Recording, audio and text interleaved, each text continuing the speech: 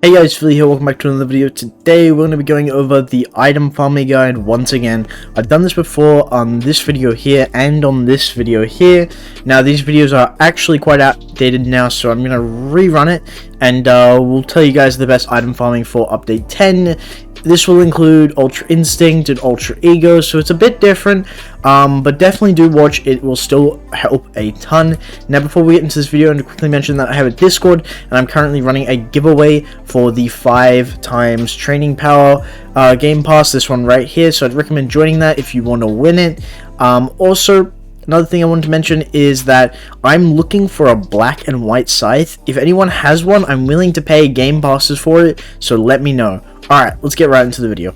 Alrighty guys, the first boss I recommend killing is this guy. Now, Broly is a great boss to start with because he's right at the start. He drops some amazing items. I definitely recommend killing him first, purely because he drops one of the best items in the game, which is the Broly necklace. He drops the Broly belt, which a lot of people will want. A lot of people buy his items, you know, he has a great vanity set. All around, Broly is just a really good boss to farm, purely for trading, for anything, getting good items. Broly is great. Next boss you want to kill is Black Kakarot. Again, all around very, very good. He drops 3 items that are very wanted. The Goku Black Mask everyone loves, the Goku Black Fusion everyone loves, and the Energy Blade people especially love, and all items you can actually sell and trade for. I definitely recommend farming this guy. He's pretty easy to kill, not to mention, so definitely farm this guy as well.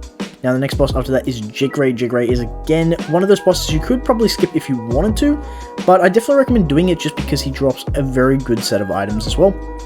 He drops the Jigray Cape, which is a very good back item, and people will buy it off you. He also drops a very nice set of Vanity, which people obviously will want to buy as well. People will pretty much always buy Vanity. You'll always be able to find sellers for Vanity. Now after that, you just want to head straight over to the Crimson World. You're done in the main world. You do not need to be here anymore.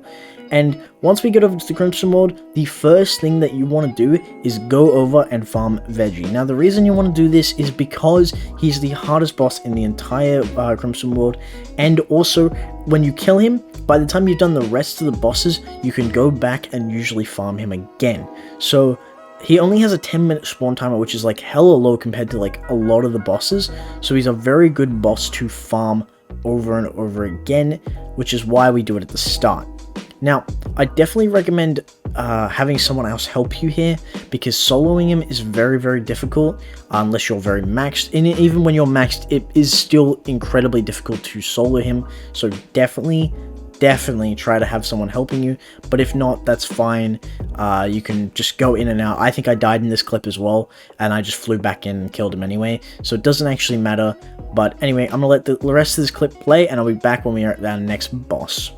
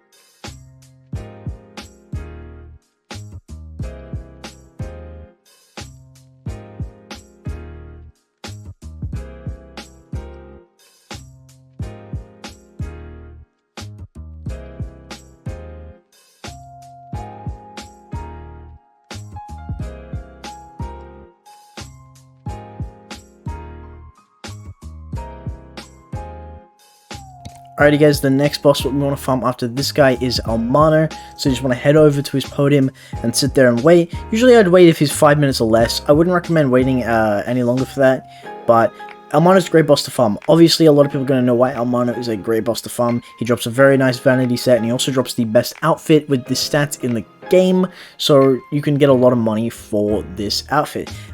So I definitely recommend farming him. There is no reason not to. He's probably one of the best bosses to farm in the game, so definitely farm him. After that, you want to head over to Nemba. Now you may be like, why are you farming Nemba? You know, like Nemba doesn't drop like super good items, but he drops the second best fusion in the game, so I definitely recommend farming him because people will buy that fusion off you, so it's still a very good idea to farm Nemba.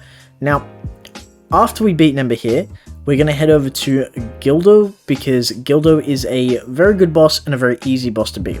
So pretty much the reason we farm Gildo, is because of his headphones. He drops the best headset in the game, which is very, very good for it being a 4% drop chance item. So definitely recommend farming him. People will buy the item, not too often, but they still will buy it, so I definitely recommend getting a couple of these. You don't want to stock up on too many to the point where it fills your inventory though, so just get a couple and then stop farming them until you're able to sell them. Okay, the next item that we're going to go for is in the Droid World, and we're going to go straight over to Kakarot like we did with Veggie. I definitely recommend farming Kakarot first, because again, once you finish actually farming the entire rest of the Droid World, you can come back and he'll be already up and running. It's a very low spawn timer of 10 minutes. As we all know, Kakarot drops the Ultra Instinct Scroll, which is a very overpowered item, and you should definitely get your hands on this item. If you're able to. It's a very rare item, but you should still be farming him quite a lot. You need to farm this guy more than the other bosses, same with Veggie, just purely because of how rare they are. But anyway, I'm going to let the rest of this clip play out. Enjoy.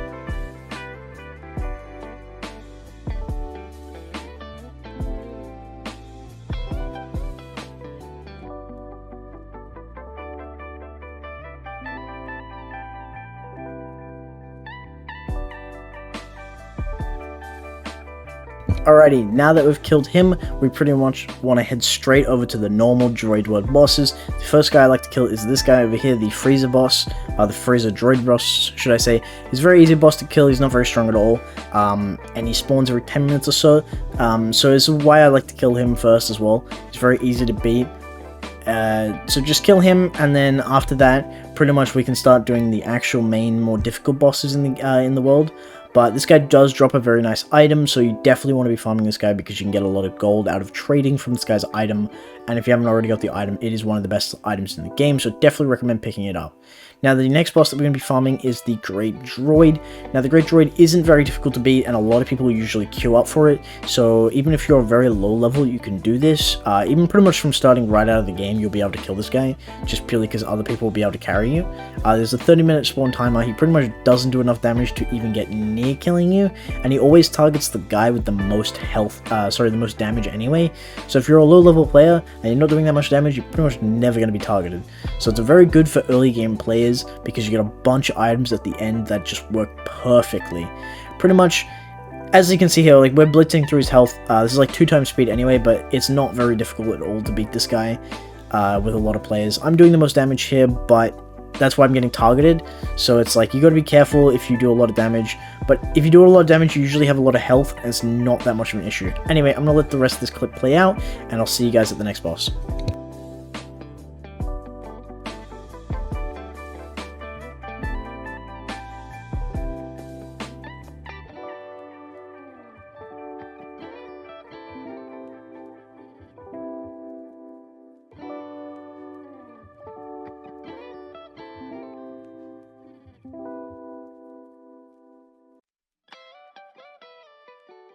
Alrighty guys, so now we're going to head towards the next boss, which is going to be Broly X01, which is the Android version of Broly from the main world. This guy is a lot more difficult to beat. He's actually probably the second hardest boss in this world if you don't count Goku.